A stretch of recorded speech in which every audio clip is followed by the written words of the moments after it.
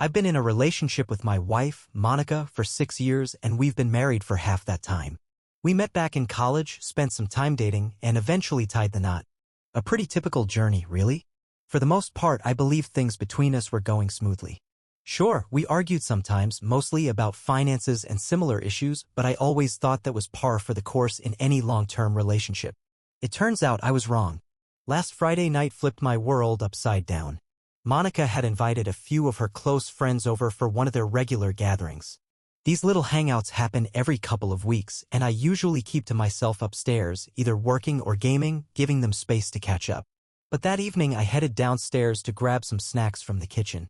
As I passed by the living room, I caught the sound of my name. Maya, Monica's closest friend, was tossing out some ridiculous hypothetical, her tone light and joking like it was just innocent fun. "But seriously, Monica, what would you do if someone better came along?" she asked. At first, I wasn't trying to snoop. But once I heard my name, I couldn't help but listen. I figured I had the right. Monica didn't even pause. She answered immediately, casually, like it required no thought at all. "Honestly, just look at Cliff," she said, as if the answer was self-evident. I froze in place. Then she laughed and added, "He's fine, I guess. But if someone more driven, with a brighter future, came along? Yeah, I'd probably upgrade." They all burst out laughing like it was the best joke they'd heard all week. I felt sick to my stomach as Monica continued. I was apparently too cautious, too dull. My income wasn't high enough to give her the life she envisioned. Our house didn't compare to her friend Tessa's new place, and even my car, a 2020 Honda Civic, was something she considered an embarrassment. For the record, it's a perfectly decent car. She criticized my career too, saying I lacked ambition because I'd stayed at the same job for 4 years. "He's dependable, which is good," Monica said, "but I just wish he had more drive. You know what I mean?" Then she pointed out how Tessa's husband had just received another promotion and they were thinking about buying a larger home. Maya chimed in, encouraging her. "You deserve that kind of life too, right?" Monica let out a sigh and responded, "Sometimes I just look at him and think, is this it? Is this what my life is going to be?" The room filled with soft hums of agreement. Standing there, listening to them dissect every part of who I was, I felt like someone had knocked the wind out of me. And it didn't stop at my career or finances. My style was mocked. Apparently, I dressed like a dad, despite us not having children. They even laughed at how loud my laugh was. It felt like I was being evaluated like a used car that she was ready to replace. No one even defended me. "Well, at least he's handy around the house," one of them remarked. Monica agreed with a dismissive tone, as if I were some kind of home maintenance guy. That hurt. What made it even more painful was everything I'd done for her. When she wanted to quit her job and pursue starting her own business, I took on all the financial responsibilities for 8 months until she decided it wasn't for her. Later, when she enrolled in a master's program, I paid for that too. That luxury car she drives? I make the payments on it. And yet, hearing her describe me, you'd think I was just some lazy guy wasting time on video games. She even complained about how much I work. "He's always working," she said, "and yeah, I get that he needs to, but I just wish he was more than that. Just more." I quietly turned back and walked up to my office without the snacks I came for. I couldn't eat anyway. I just sat there, staring at the screen, numb. My thoughts raced. How long had she been feeling this way? Had she always talked about me like this with her friends? Was this how she truly saw me? Memories started resurfacing, passing comments she'd made about men with more prestigious jobs or flashier possessions, how uneasy she looked when we ran into her coworkers, and how often she'd tag photos of fancy homes and luxury cars on Instagram with captions like, "Someday," or "Goals." I used to think she was just dreaming big. Now I feared those were coded messages that I simply wasn't enough for her.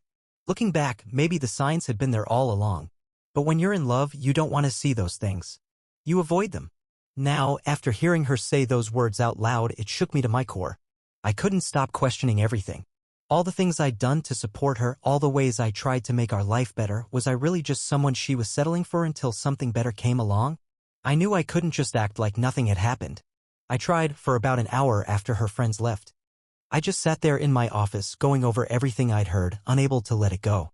Finally, around midnight, I gathered the courage to talk to her about it. When I entered her bedroom, she was calmly preparing for bed as though nothing out of the ordinary had taken place. It was surreal. Just hours earlier, she had casually told her friends she would replace me with someone better if the opportunity arose.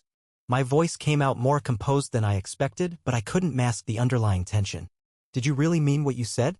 She looked up from the nightstand with a confused frown. What are you talking about? I crossed my arms, my stare fixed. What you said to your friends, how you trade up for me, how I'm just okay, but you'd prefer someone more driven, someone with better long-term potential.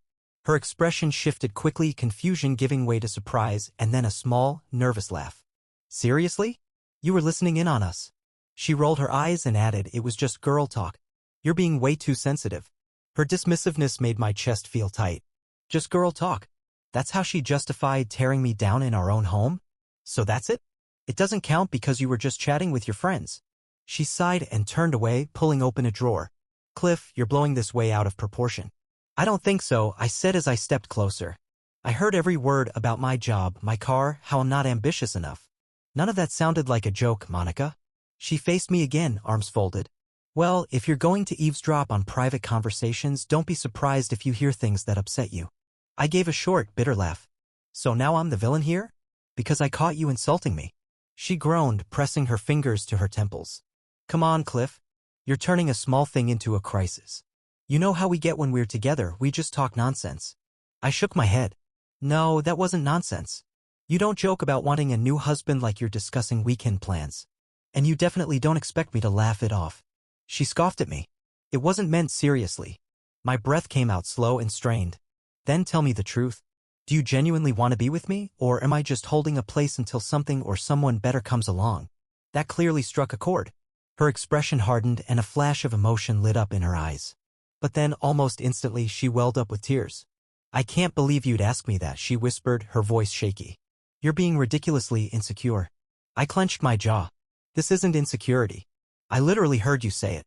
Her lip quivered, but I wasn't convinced. And then came the blow I didn't expect. Maybe this is why I feel stuck sometimes. That one word, stuck, hit me like a punch I never saw coming. My voice dropped, quieter but heavy. Stuck, I repeated. After everything I've done for you, when I paid all the bills while you chased your dream, when I funded your master's degree, when I bought you a car. Oh, so now you're keeping score? She snapped, the tears vanishing as quickly as they'd appeared. Wow, Cliff. Just wow. I shook my head and let out a slow breath.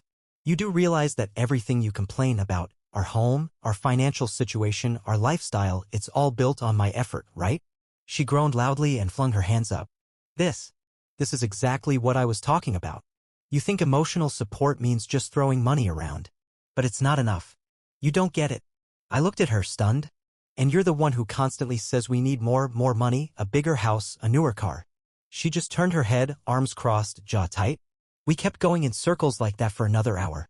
Every attempt I made to talk about what I'd heard was met with blame, deflection, or tears. She claimed I misunderstood, said I was attacking her, or she'd just dodged the subject entirely. Eventually, she threw up her hands and said, Fine. You want an apology? I'm sorry. Is that what you want? She grabbed a pillow and fluffed it with exaggerated force. Can we just go to bed now? As if that erased everything. As if her confession to her friends about waiting for someone better didn't matter. I didn't say another word. I simply turned, walked out of the room, and shut the door behind me. I ended up sleeping in the guest room. At 2 in the morning, I found myself staring at my phone, reading and rereading her text, thanks for making me feel terrible. Hope you're happy now that you've ruined our night. I didn't reply. What would have been the point? She either didn't get why I was hurt or worse, didn't care at all. The following morning she acted as though the night before had never happened. She brewed coffee, asked what I wanted for dinner, and even hummed softly while scrolling through her phone. But I noticed something, she kept checking her screen more frequently than usual. Maybe it was just my imagination, but I couldn't shake the uneasy thought, was she already searching for the upgrade she had talked about? I tried to focus on working from home, but the previous night kept playing in my head. I ended up scrolling through old photos on my phone and paused at one from our wedding day. We both looked so genuinely happy. I couldn't shake the thought, had she been planning to replace me all along? Was I completely oblivious to the signs that were right in front of me? Looking back, little details I had ignored suddenly felt glaring. She always insisted I come to her work events, but once there, she acted uncomfortable or distant. She stopped posting any photos of us together. Lately, she'd been working late a lot more frequently. Maybe I was overanalyzing, but after overhearing how she really felt about me, I didn't know what to think anymore. I tried to act like everything was normal, but things only deteriorated from there. Her attachment to her phone was intense. She was constantly texting, but the moment I walked in, she'd flip it over or lock the screen like it was instinct. She began taking her calls in a different room, brushing it off as work-related. But when did work start requiring so many secretive conversations? And it wasn't just the secrecy. She no longer made even the smallest effort in our relationship. She stopped asking about my day. Those little moments of affection, a holding hands, a quick hug, vanished. Though she was physically present, her mind was clearly elsewhere, in a place far more engaging than our life together. Then the financial imbalance hit me hard.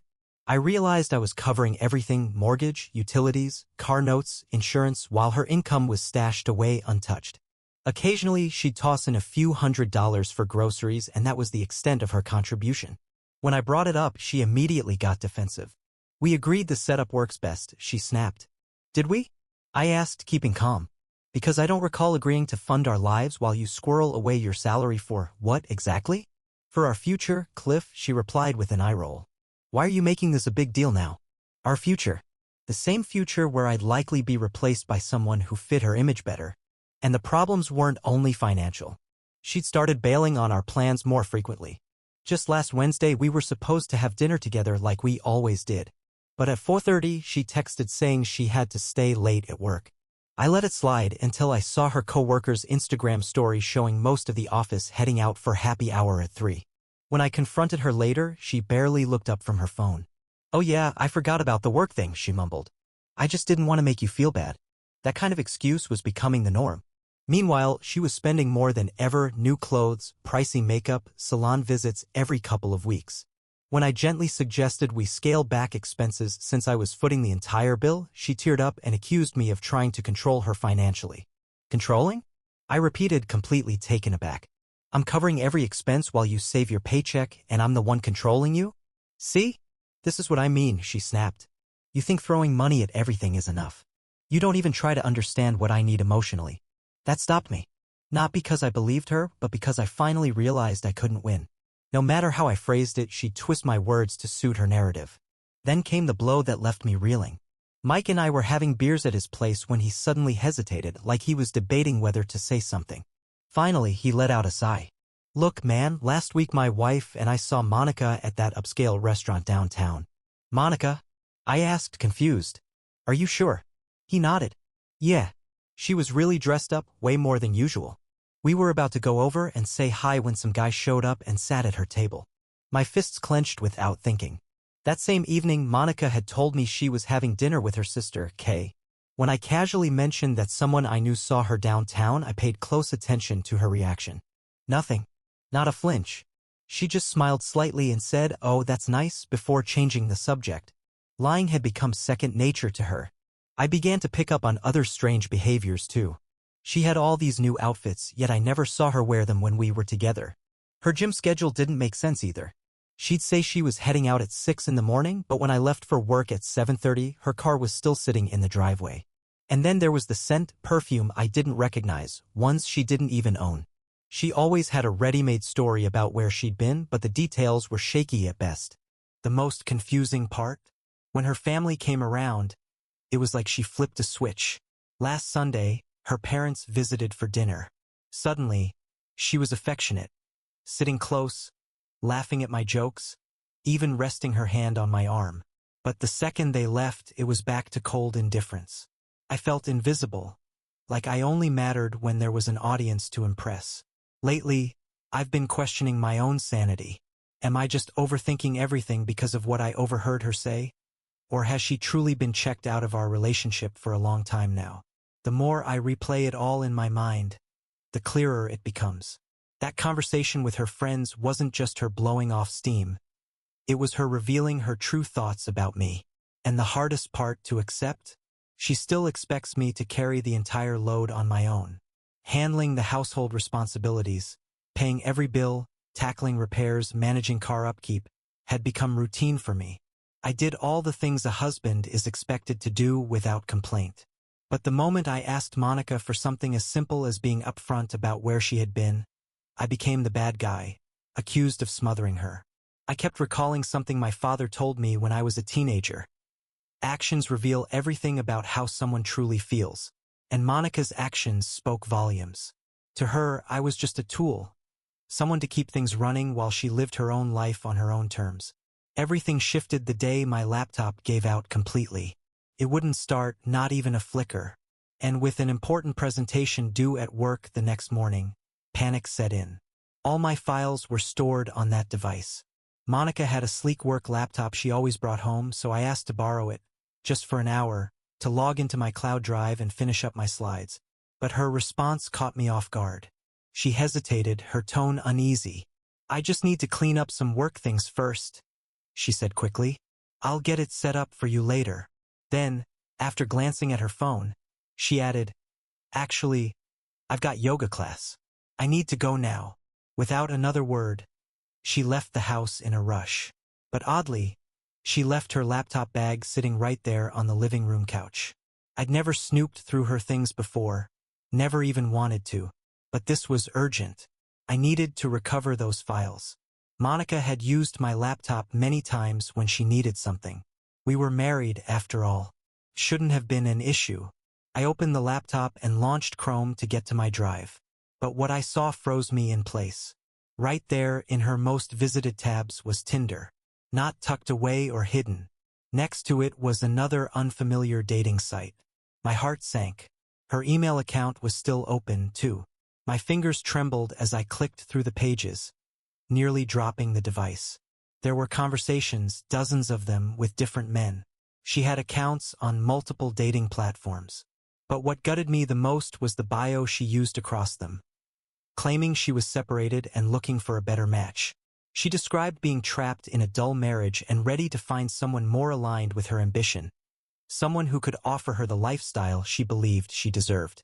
It was the same language I'd overheard her using with her friends that night. But this wasn't just venting. She was putting herself out there for the entire world to see, actively seeking a new life. The messages kept coming. I clicked one open. A man had written, "Last night was amazing. You looked even better than your pictures. Can't wait to see you again." Monica's response was right below it. "I had such a great time too. You really know how to make a woman feel special. Maybe next time we won't have to rush out so soon." Followed by a suggestive emoji. My stomach churned. Nausea rose in my throat as I clicked another message. "So are you actually separated or just saying that?" a man had asked. Her reply was so casual it felt cruel. "Emotionally, yeah. It's just a matter of timing now. A matter of timing. Like our entire marriage was some inconvenience she needed to schedule around." I felt like a complete fool. As if I'd been living in some fantasy, oblivious to the reality unfolding around me. My body went cold as I scrolled through more profiles, each repeating the same tired narrative. Different versions of being stuck, looking for ambition, craving a better life. This wasn't a moment of weakness, it was a campaign. I switched to her Google Calendar, dread knotting in my gut. And sure enough, everything matched. Every yoga session, every girls' night, every late work event. It all aligned perfectly with the dates of her meetups. It was systematic, precise, like I was reviewing the steps of some elaborate scheme. Then I found the message that shattered me. "Last night was amazing. I can still smell you on me." I recoiled, pushing the laptop away as if it had burned me. I backed up on the floor, my hands digging into my knees, trying not to vomit from the wave of sickness and heartbreak overtaking me. I don't know how long I sat there, staring blankly, unable to piece together the mess I just uncovered. Eventually, my hands moved without thought. I grabbed my phone, not because I wanted to hold on to any of this, but because I needed proof. I knew what would happen next. She'd deny it, twist it, call me paranoid. So I took photos of everything. The messages, the dating profiles, the calendar entries, every piece of evidence. My hands never stopped shaking. And then I stumbled on something else. Something that turned that sick feeling into a deep, hollow dread. In her Google Drive, I saw a folder labeled New Life Planning. At first, I assumed it was a work project. But once I opened it, I realized it was anything but. Inside were screenshots of upscale homes, luxury vehicles, even a financial spreadsheet. But the figures were off, they were based on a salary much higher than mine. And then I came across her notes, an unsettling checklist that detailed the traits of the man she envisioned for her future. His income, the type of car he should own, the neighborhood he needed to live in. It was as if she were browsing a catalog, only instead of picking out groceries, she was selecting someone to take my place. That was already a gut punch. But what truly made my stomach churn was the other section I stumbled upon. Divorce planning. She had been meticulously looking into divorce attorneys, alimony regulations, and ways to secure as much as she could from the separation. And all of this while she was still under my roof, enjoying the lifestyle my salary provided. I genuinely thought I was going to be sick. Despite the emotional storm, I somehow pulled myself together and delivered my work presentation that evening. Though I couldn't recall a single detail afterward, I returned everything exactly as it had been. When she got back from what she claimed was a yoga session, I simply observed her. "How was class?" I asked, maintaining a composed and steady tone. She beamed, entirely unaware. "It was incredible. We had a substitute today, and she really challenged us. I feel amazing already." In reality, she hadn't been to any yoga class. She'd met a man named Brad at a local coffee shop. The following days passed in a daze. I had to keep up the act, pretending nothing had changed, while inside, I was boiling. She texted these men right in front of me, probably thinking she was sly, and continued to fabricate stories about her whereabouts. And the entire time, those messages kept replaying in my mind. Messages filled with deceit and betrayal. What truly disturbed me was that, in some of her chats, she claimed to be loyal. She insisted to these men that she wasn't the kind to cheat, that she was only staying in the marriage until she found the right partner. As if that somehow made her actions more acceptable. As if scoping out my replacement while living in my home and using my money was a justified step in her journey.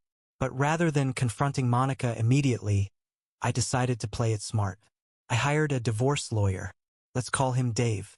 I brought all the evidence to him, and he offered concrete advice on how to protect myself. Ironically, her meticulous future planning notes turned into leverage. They revealed she had been plotting this exit for a long time while I fully supported her. With Dave's help, I formulated a plan. The first priority was finances. Since I had always managed our money, it wasn't difficult to make adjustments. I opened a new account at a separate bank and began depositing my salary there instead of into our shared account. I left just enough in the joint one to cover essentials, just enough to avoid suspicion. About a week later, she noticed. "Hey babe," she called out from the kitchen. "Did your paycheck come in yet? The joint account looks kinda low." I kept my tone light. "Yeah, things have been strange at work with overtime. Trying to budget a bit better, just in case." She frowned, clearly irritated. "I've got personal expenses, you know?" I smiled faintly. "Yeah, times are tight." It was almost comical. Someone who supposedly wanted a wealthier man complaining about limited access to the funds I earned. I began documenting everything. Each lie, each suspicious outing, every questionable expense. I even tracked her car's location compared to her claimed whereabouts. The numbers rarely matched. I've since built an extensive spreadsheet. According to Dave, it could be critical in demonstrating a consistent pattern in court. Then I started stepping back from the roles I had always filled. I used to handle her car maintenance, plan her family's events, even ensure her favorite treats were stocked at home. All of that stopped. If her vehicle needed servicing, not my concern. Her parents' anniversary celebration? That had always been on me, from booking reservations to buying gifts. This time I did nothing. One evening she asked, "Hey, did you take care of my parents' anniversary plans yet?" I didn't even look up from my phone. "Oh, I thought that was your job this year." Her eyes widened slightly. "Oh, I guess I can do it." She scrambled to organize something at the last minute, and her parents definitely picked up on the difference. I also began working out, not to impress her, but to find a productive outlet for the anger brewing inside me. I joined a 24-hour gym near my office and went there straight after work instead of heading home. Monica actually brought it up. "You're never around anymore," she said one night, arms crossed. I arched an eyebrow. "Really? I thought space was what you wanted." She sighed, clearly frustrated. "You've just been acting off. Like you're not spending time with me." That was rich, coming from someone actively pursuing my replacement. But it was the shift in finances that really rattled her. Last week, she wanted to buy an expensive dress for some work event. Normally, she'd just go ahead and I'd deal with the credit card bill later. But this time, her card got declined. She immediately called me, her voice tight with anger. "Cliff, what's going on?" "My card isn't working," she snapped. I kept my tone easy, almost indifferent. "Yeah, we've got to start managing our spending better." There was a pause on the line. I could almost hear her thinking, recalculating, trying to make sense of what was happening before she suddenly softened her voice. "Maybe it's time you considered asking for a raise or even looking for a better job," she said. I almost laughed and shot back with a smirk. "Maybe you should try that yourself. Who knows? It might inspire me." It was remarkable how quickly she shifted from frustration to subtle manipulation. I mumbled something vague about the economy being rough and let her sit with that. Quietly, I began stripping away her luxuries. I canceled all those unnecessary subscriptions I didn't even know I had been funding, downgraded our cable package, and started buying store-brand groceries instead of the premium products she was used to. Each time she voiced her displeasure, I responded with a simple shrug and reminded her, "Budgeting matters, Monica. We need to be financially responsible." What really struck me was how she began realizing her so-called perfect life wasn't so seamless without me quietly managing everything behind the scenes. I had taken care of all the essentials, repairs around the house, car maintenance, bills, planning. Now those responsibilities fell to her, and she was clearly out of her depth. One afternoon, the garage door malfunctioned. Normally, I would have dropped what I was doing to take care of it. This time, I gave it a quick glance and said casually, "Looks like we'll need to call someone." Then I returned to the TV. She waited 2 full days, clearly expecting me to relent. Eventually, she gave up and hired a repair service herself, $200 from her own account. After that, she started mentioning how everything seemed to be getting more expensive. The most bizarre part? She kept up her social front. I peeked at her laptop's browser history from time to time and saw she was still active on dating apps, describing herself as separated and looking for a more ambitious partner. Meanwhile, she was juggling a car in need of service, a faulty garage door, and now experiencing firsthand the limits of her credit card. I won't lie, it felt good seeing her finally deal with the reality I used to shield her from. Then she made her move. One night, while I lounged on the couch browsing my phone, she was likely texting some guy on the side. She came over all sweet and cheerful. "Cliff, I was thinking it might be nice to get away this weekend." "Just us," she said with a hopeful tone. I barely lifted my eyes. "Oh, really? Well, it'd be us and the regular crew. Maya and Bryce, Tessa and Grant, Naomi and Felix. Everyone's in. We're getting this beautiful lake house for a couple's weekend. It'll be really good for us." She sat beside me, lightly touched my arm, and spoke in that familiar soft voice she always used when she wanted something from me. I nearly laughed in her face. Was this a joke? After all the time spent on dating apps and telling people she was ready for an upgrade, now she wanted to play the devoted partner? Especially in front of those very friends who had mocked the idea of her staying with me? But then something clicked in my mind. I smiled and said, "That sounds perfect." Her face lit up like she'd just scored a win. She probably believed I was falling back into her trap, that I'd keep footing the bill while she scouted replacements. The following week, she began acting like a partner again. She put in visible effort, asking about my day, preparing dinner for the first time in months, even snuggling next to me while we watched shows. She posted about us on Instagram, something she hadn't done since January, with some adorable caption about how excited she was for our romantic getaway. Her friends, the same ones who'd encouraged her to ditch me, left heart emojis and couple goals in the comments. All the while, I was at my lawyer's office. Dave and I had spent countless hours organizing evidence, screenshots from her laptop, her dating app profiles, and that infamous new life planning folder. I still can't believe she named it that. There were also bank records showing how I covered all our expenses while she hoarded her own money. The divorce documents? They're finalized and sitting in my briefcase as we speak. Monica keeps wondering why I need to bring work stuff on our romantic weekend. The drive to the lake house felt surreal. Monica behaved like we were newlyweds, holding my hand, snapping selfies for social media, and going on about all the cute couple activities she had planned. I played along, nodding here and there, keeping up the act. Inside, I knew exactly what she'd been up to. Her phone probably still buzzed with messages from those dating apps. I'd seen it for myself. Maybe checking was a low move, but after everything, who could blame me? Dave's advice echoed in my mind: stay calm, stick to the plan. Easier said than done when you're sitting beside someone who's been pretending your marriage was perfect while secretly preparing to walk away. The house itself was exactly what I expected: stylish, modern, with massive windows and a hefty rental cost. Monica's eyes sparkled as soon as we pulled up, just like they always did when she'd send me listings of overpriced homes and call them goals. I couldn't help but smirk. After all, I'm the one who pays the bills. Everyone else arrived shortly after. Naturally, Maya and Bryce showed up first. No surprise there. I was pretty sure Maya had been coaching Monica through this entire charade. We all ended up gathered around the expansive kitchen island, Tessa with Grant, Naomi with Felix, chatting about careers, vacation plans, and the kind of day-to-day topics people like them always seem to gravitate toward. Monica was clearly in her element, putting on a performance like she was the star of the evening.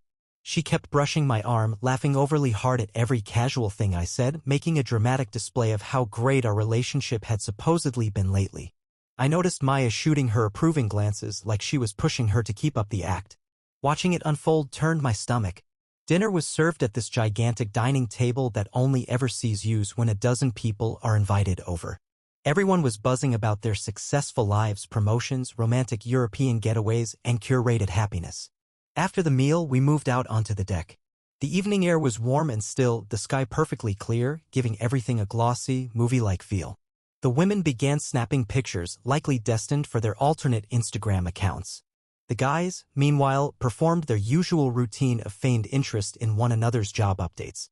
Once everyone had settled into their comfort zones, I told them I had something unique lined up for us to watch as a group. Monica's face lit up immediately. "Oh wow, babe, what is it?" she asked with sugary enthusiasm, no doubt expecting some sentimental montage about our time together. I connected my laptop to the outdoor television. What came up first? Monica's Tinder profile, where she claimed to be separated. Silence swept the deck. Then the messages appeared on the screen, her texts to a man she called Guy, complaining about being stuck with me and expressing her desire for someone with more drive. I kept scrolling through her digital trail, arranged dates, alibis created with her friends, even photos. Private photos. Everything was carefully cataloged as if she were job hunting. The folder was labeled and structured. She had actually organized it all. The blood drained from Monica's face. She lunged for my laptop, but I was quicker. "What are you doing, Cliff?" she screamed, a panicked edge cutting through her voice. Maya, the same friend who had pushed Monica toward this behavior, could only whisper, "Oh my God," over and over. Tessa stood up abruptly and walked away. The men looked like they wished they could vanish into the night. Bryce, in particular, seemed deep in thought, possibly wondering if his own wife had a hidden digital archive like Monica's. Monica scrambled to reclaim some control. She yelled at me for accessing her laptop, trying to shift the focus to her supposed invasion of privacy. I almost laughed. Privacy was sacred now? Only when it served her, apparently. Then she went for denial. "It's not what it looks like," she said, her voice shaking. I gave a short, cold laugh. "It's exactly what it looks like." That's when the tears began. "You're trying to humiliate me," she sobbed, her eyes darting around the group, searching for someone, anyone, to come to her defense. I calmly pulled out a manila envelope from my bag and placed it on the table.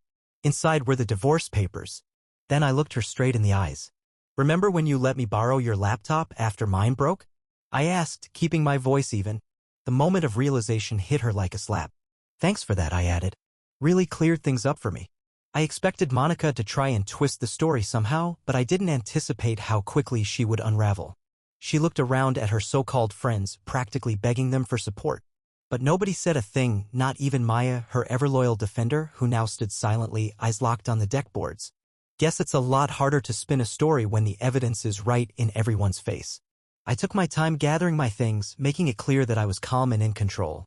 "I already covered my part of the rental," I said as I slung my bag over my shoulder. "You all enjoy your weekend." Monica was crying openly now, chasing after me as I headed toward the car. "Cliff, wait, please. I can explain." Her voice was high-pitched and shaky, soaked in desperation. I didn't respond. I didn't even turn around. The last thing I heard before I shut my car door was Tessa's voice, cold and cutting. "I can't believe you do this to him." Funny, considering Tessa had been one of the ones laughing behind my back. As soon as I started the engine, my phone lit up, texts from Monica, her friends, all the usual suspects. I had no idea. "I'm so sorry." Lies. They knew. They cheered her on. Then her family found out. That part was tough. Her mom called me the next day in tears, asking what had happened. Monica had fed them a completely false narrative for months, saying I checked out emotionally, acted distant, as if I were the one abandoning the marriage. So I went to their home, sat down in the living room, and showed them everything, the screenshots, the dating profiles, her carefully labeled folder of future plans. Her father, once proud of me, a man who used to brag that Monica had lucked out finding someone dependable, grew quieter with every click. When Monica finally faced them and tried to offer explanations, it was a disaster. Her father told her flatly, "I didn't raise you to become this kind of person." Her mother just cried. Of course, they still talk to her, she's their daughter. But it's not the same anymore.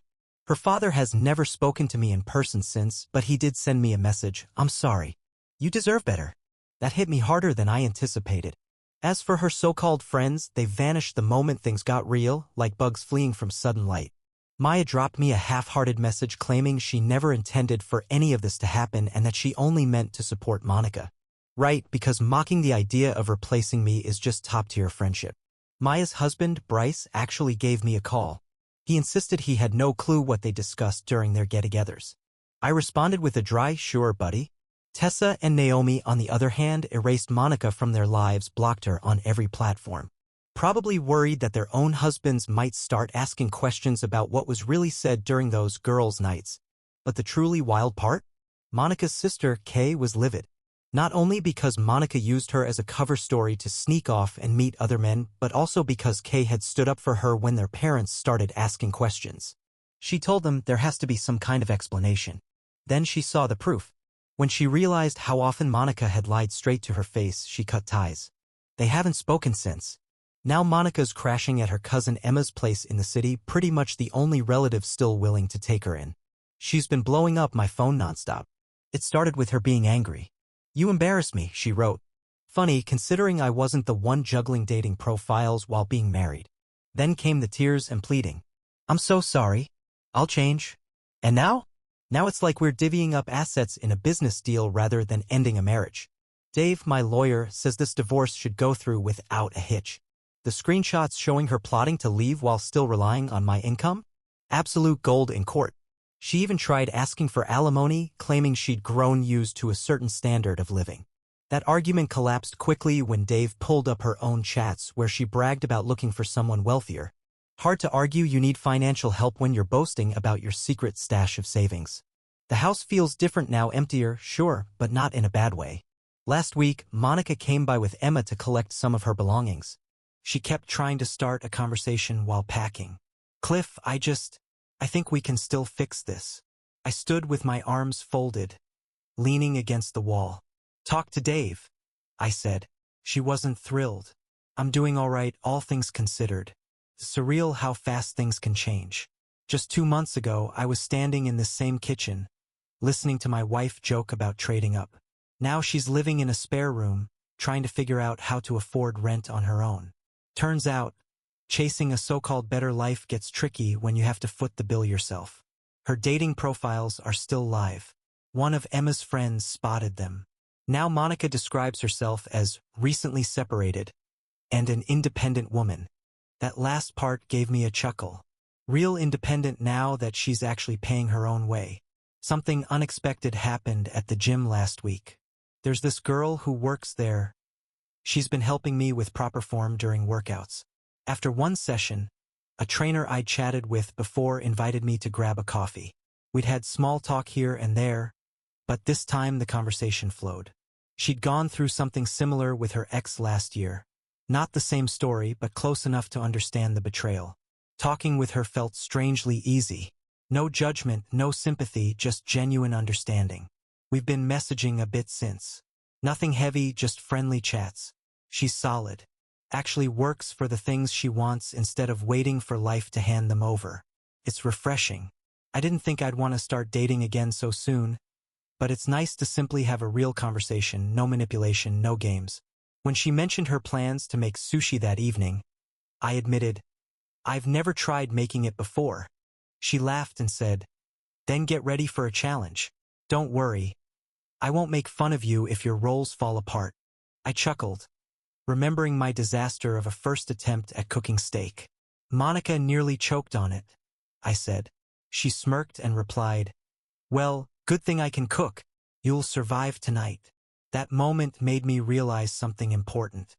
While Monica was chasing the illusion of an upgrade, I ended up with something genuinely better. Someone who's honest about who they are, no pretending, no masks. I'm not rushing into anything. It's just good to be around someone decent again. Oh, and I finally canceled the Netflix subscription yesterday, the one Monica's probably still freeloading from at Emma's. The funny thing is, I don't even care anymore. I've got better things to focus on now. Dear listeners, please share your thoughts in the comments section below, and don't forget to like, share, and subscribe.